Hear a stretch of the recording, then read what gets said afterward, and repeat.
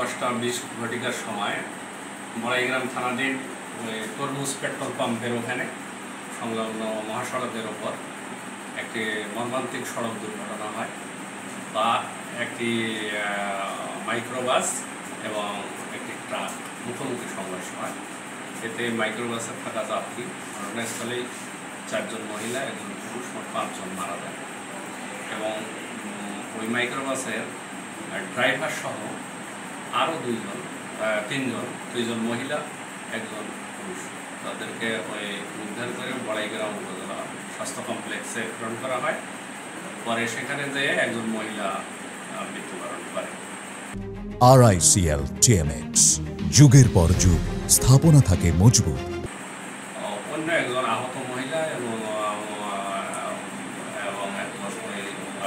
মাইক্রোবাসের চালক তাকে উন্নত চিকিৎসার জন্য রাজশাহী মেডিকেল কলেজ হাসপাতালে বড়াইগ্রাম উপজেলা কর্তৃপক্ষ প্রেরণ করেন।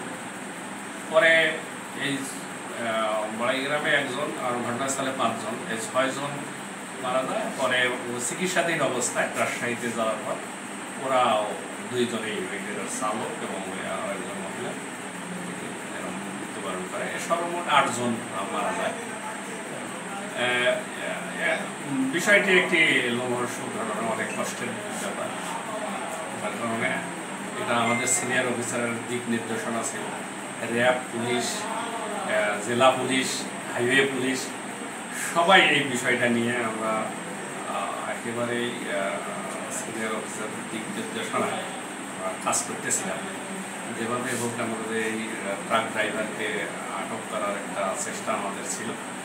এরই একটি তথ্যের ভিত্তিতে আমরা নাটোর র্যাবের সহযোগিতা নিই।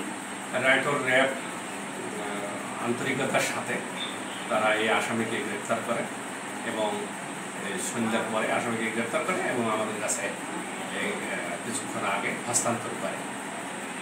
আসামিকে জিজ্ঞাসাবাদ করলে সে ঘটনার কথা স্বীকার করে।